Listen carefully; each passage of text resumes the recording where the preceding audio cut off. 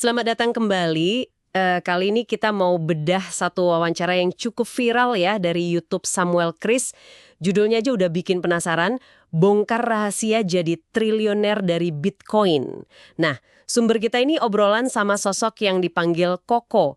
Konon katanya dia ini punya kekayaan sampai triliuner rupiah dan sebagian besar datangnya dari Bitcoin. Isinya ya cerita soal duit banyak, mobil mewah, jam mahal, tapi juga pandangan dia yang lumayan blak-blakan soal investasi, bisnis, sama mindset. Oke, misi kita kali ini seperti biasa, kita saring, kita ambil intisarinya yang paling oke dari obrolan panjang itu, khusus buat Anda. Fokus kita ke pelajaran soal Bitcoin, terus strategi bangun kekayaan versi dia, dan mentalitas apa sih yang menurut dia penting banget buat sukses. Yuk kita kupas bareng. Langsung aja ya ke intinya, Bitcoin. Si Koko ini keyakinannya luar biasa. Dia ngaku udah main Bitcoin dari 2014. 2014 itu harga masih rendah banget ya? Iya, dia sebut sekitar 4 jutaan rupiah waktu itu. Dan sekarang kekayaannya disebut jauh di atas 1 triliun rupiah. Gila. Bahkan dia bilang, buat pemain kripto lama, angka 1T itu really means nothing. Kayak biasa aja gitu ya. Iya, kayak kacang goreng mungkin buat dia. Yang menarik banget itu keyakinannya sekarang ini. Dia masih terus beli Bitcoin loh, padahal harga udah tinggi. Pas wawancara itu disebut di $110.000 AS. Masih terus nambah, padahal udah kaya raya. Betul. Portofolionya itu 95% isinya Bitcoin, bayangin. 95%. Itu hampir semua dong. Hampir semua. Alasannya, likuiditas. Ini penting banget menurut dia. Kalau mau jual beli dalam jumlah masif, ya, dia sebut ratusan miliar sekali masuk. Nah, menurut dia, cuma Bitcoin yang pasarnya dalam, yang bisa nyerap transaksi segede itu tanpa bikin harga goyang parah.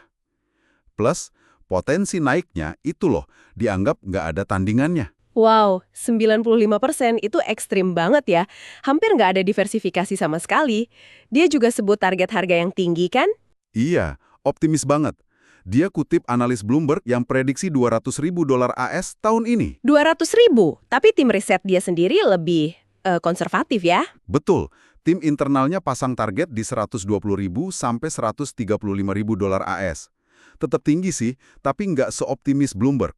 Nah, poin penting lagi dari dia. Siklus kali ini beda. Nggak bisa disamain sama yang dulu-dulu. Kenapa beda katanya? Karena sekarang ada pemain besar masuk. Institusi, bahkan negara ada yang ikut beli Bitcoin. Ini mengubah dinamika pasar. Jadi nggak bisa lagi cuma lihat pola historis 4 tahunan, atau coba-coba timing the market gitu. Oke, menarik. Tapi kan dia nggak ujuk-ujuk punya duit triliunan buat main Bitcoin kan? Dia mulai dari bisnis dulu ya, IT kalau nggak salah. Iya, betul. Dia bangun bisnis IT dulu buat dapat modal awal. Miliaran pertamanya dari situ. Nah, ini kan sejalan ya sama nasihat umum. Bangun bisnis dulu buat cari peluru investasi. Benar, itu jalur awalnya. Tapi ada argumen dia yang agak provokatif nih. Dia bilang, feeling dia, dalam 2-3 tahun ke depan, potensi untung dari Bitcoin itu bisa ngalahin untung dari bisnis manapun. Sebagus apapun bisnisnya, asal legal ya. Maksudnya gimana tuh? Lebih baik fokus Bitcoin aja? Gitu? Kayak gitu kesannya. Seolah-olah bilang fokus investasi agresif di Bitcoin sekarang ini mungkin jalan pintas yang lebih cepat buat kaya gitu. Walaupun dia ngakuin bisnis penting buat modal awal. Dia bahkan klaim 100% pendapatan bersihnya itu diinvestasiin lagi. Semua. Wah, 100% reinvestasi. Gila kerja kerasnya. Oke, pindah ke soal mentalitas nih. Ada beberapa prinsip hidup yang dia pegang banget. Pertama, soal gengsi. Ya. Dia cerita soal jualan selotip ya. Betul, naik motor panas-panasan. Intinya, jangan pernah malu ngerjain kerjaan halal apapun, seremeh apapun kelihatannya. Setuju sih ini. Prinsip kedua, soal integritas sama reputasi. Jaga nama baik, tepati janji. Itu penting banget katanya. Bahkan kalau harus rugi, janji ya janji. Itu fundamental bisnis. Nah, yang ketiga ini nih yang agak kontroversial. Soal diversifikasi. Iya, ini beda banget sama nasihat keuangan pada umumnya.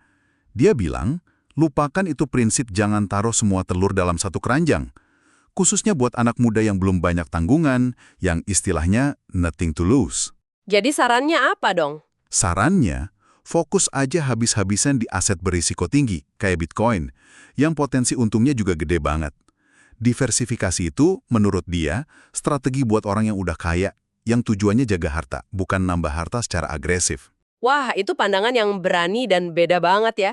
Terus ada juga nasihat dari ayahnya kan, yang dia pegang? Iya, orang miskin jangan lawan orang kaya. Orang kaya jangan lawan pemerintah. Gitu bunyinya. Kedengarannya pragmatis banget ya. Kayaknya sih gitu. Mungkin refleksi dari pengalaman dia lihat orang lain jatuh karena melawan arus atau kekuatan yang lebih besar ya. Entah itu kekuatan finansial atau kekuasaan. Ditambah lagi, dia selalu tekanin pentingnya kerja keras yang ekstrim. Dia pakai istilah mental baja. Pengorbanan besar, termasuk nggak punya kehidupan sosial pas awal-awal merintis. Oke, kalau buat anak muda nih yang lagi cari arah karir atau mau coba investasi lain, apa pesan dia? Sarannya cukup spesifik sih. Masuk ke sektor yang lagi banyak duit yang ngalir. Dia sebut kripto sama AI. Kripto dan AI ya? Masuk akal sih, lagi booming banget. Iya. Terus kalau mau bisnis, cari yang modelnya scalable. Artinya bisnis yang bisa digedein cepet kalau ada modal masuk. Selain Bitcoin yang 95% tadi, dia ada pegang aset lain nggak? Ada sedikit. Dia sebut Ethereum sekitar 1%. Terus Dogecoin, itu katanya dari modal awal iseng-iseng. Ada juga ENA, itu hasil dari farming. Farming itu apa ya? Mungkin bisa dijelasin sedikit. Farming itu kayak kita naruh aset kripto kita di suatu protokol atau platform, terus kita dapat imbalan berupa token baru gitu. Semacam nanam aset buat dapat panen token. Dia juga lagi farming token Ethereal, katanya ini pesaingnya hyperliquid. Oke, jadi kalau kita rangkum nih ya, dari obrolan sama si Koko ini, poin utamanya, keyakinan yang luar biasa, hampir mutlak sama Bitcoin sebagai aset investasi utama saat ini. Betul. Terus pentingnya mental baja, kerja super keras, integritas bisnis yang nggak bisa ditawar.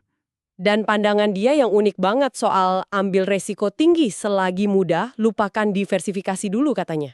Iya, ini jelas perspektif dari orang yang klaimnya udah mencapai sukses finansial yang ekstrimnya lewat jalan yang nggak biasa. Beda banget sama nasihat keuangan konservatif pada umumnya. Nah, ini di pertanyaan buat Anda bawa pulang nih. Mengingat potensi untung gede tapi resiko juga gede yang digambarin tadi, gimana cara Anda menyeimbangkan nasihat finansial tradisional soal diversifikasi sama strategi fokus agresif ala narasumber ini? Terutama kalau Anda mungkin masih di tahap awal membangun kekayaan. Coba deh dirunungkan. Sampai jumpa di penelusuran kita berikutnya.